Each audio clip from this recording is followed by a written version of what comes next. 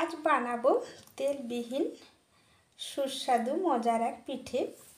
সেজন্য নিয়েছি 250 গ্রাম চালের গুঁড়ো, কুড়োনো নারকেল, খেজুরের গুড়, গরুর দুধ, পাউডার দুধ, স্বাদ মতো নুন। প্রথমে চালের গুঁড়োর সাথে দেব স্বাদ মতো নুন আর দেব পাউডার দুধ।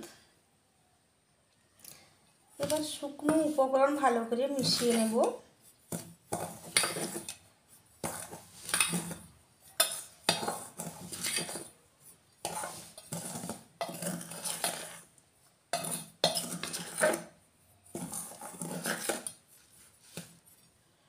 এবার শুকনো উপকরণ মেশানো হয়ে গেলে এর মধ্যে দেব কুড়োনো নারকেল,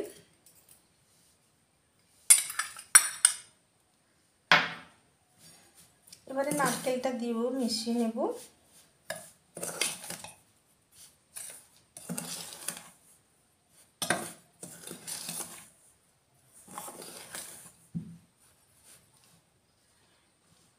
নারকেলটা মিশিয়ে নিয়ে এবার দেব খেজুরের গুড়।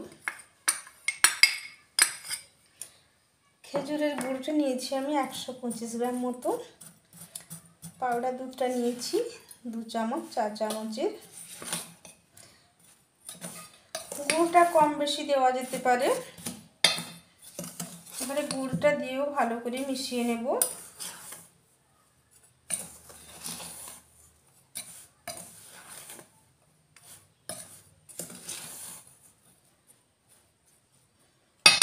গুড়টা দিয়ে ভালো করে মেশানো হয়ে গেলে এবার অল্প অল্প দুধ দিয়ে মেশাতে থাকবো।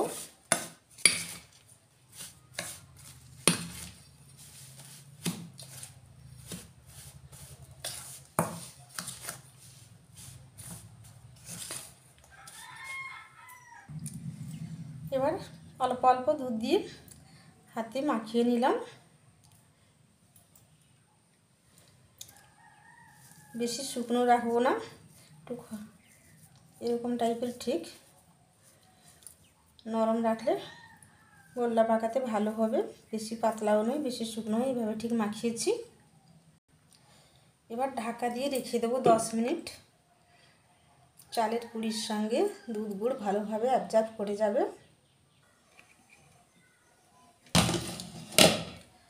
আর 10 মিনিট পর এটা অনেকটাই শুকনো শুকনো হয়ে গেছে।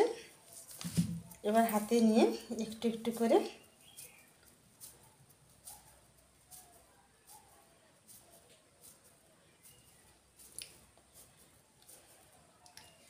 এইভাবে গোল্লার মতো বানিয়ে নেব। ছাড়া হয় না।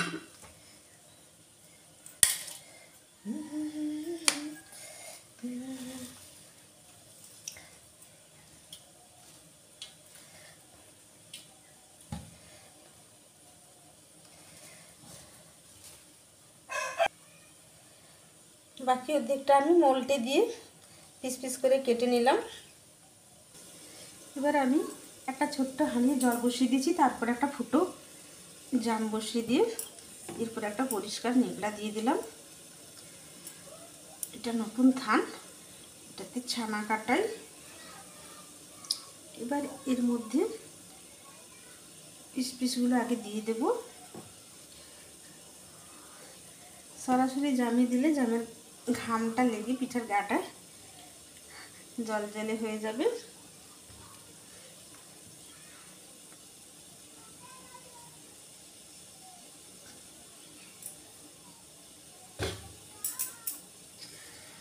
বানাতে যেমন খুব সোজা, খেতেও খুব মজা।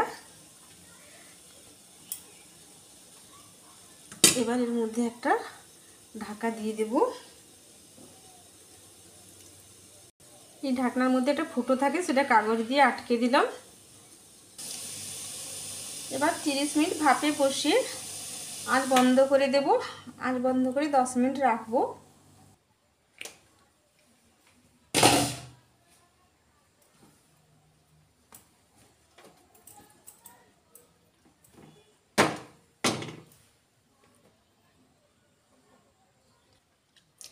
পিঠে একদম রেডি। আমি কিভাবে বানালাম আপনাদের সঙ্গে শেয়ার করলাম। আপনারা অবশ্যই ট্রাই করবেন। ভালো লাগলে কমেন্ট করে জানাবেন।